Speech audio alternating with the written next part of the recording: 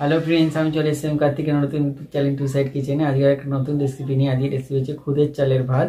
তো খুদের চালের ভাত বানাতে কি কি উপকরণ লাগে আসুন দেখাই। তার আগে একটা কথা বলে দিই, আমার চ্যানেলে যেসব ভিডিও ছাড়া আছে আপনাদের যদি ভালো লেগে থাকে অবশ্যই লাইক কমেন্ট শেয়ার করবেন ও বেশি বেশি করে শেয়ার করবেন। আপনি যদি আমার চ্যানেলে নতুন হয়ে থাকেন প্লিজ সাবস্ক্রাইব করে দেবেন আর নিচে বেল নোটিফিকেশনটা অল করে দেবেন, যাতে আমার ভিডিও আপনাদের কাছে আগে পৌঁছে যায়।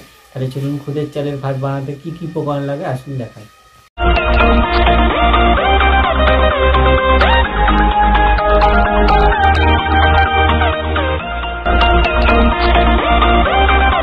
খুদের চালে ফেনে ভাত করতে কি কি উপকরণ লাগে চলুন তাহলে দেখিয়ে দিই।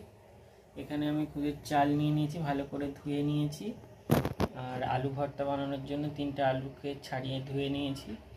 আর ডিম সেদ্ধ দেবো বলে ডিমটাকে ভালো করে ধুয়ে নিয়েছি। এখানে পেঁয়াজ কুচি নিয়েছি, নুন নিয়েছি, 3টে শুকনো লঙ্কা নিয়েছি, সরষের তেল নিয়েছি, ঘি নিয়েছি। তাহলে চলুন রেসিপিটা শুরু করি।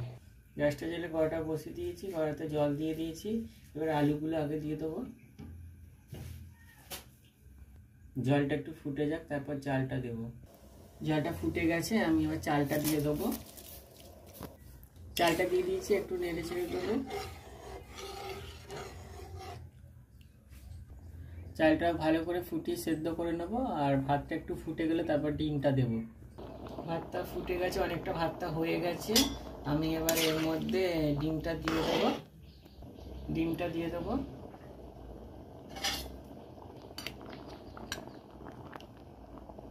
ডিমটা সেদ্ধ হয়ে যাবে। দেখুন আমার ফেনে ভাত রেসিপিটা হয়ে গেছে, এটা নামিয়ে নেবো। এবার আলু ভর্তাটা করে নেবো। গ্যাসটা জ্বেলে কড়াটা বসিয়ে দিয়েছি। কড়ার মধ্যে আমি তেল দিয়ে দেবো। শুকনো লঙ্কাগুলো ভেজে নেবো। পেঁয়াজগুলো ভেজে নেবো। পেঁয়াজটা একটু লাল করে ভাজবো।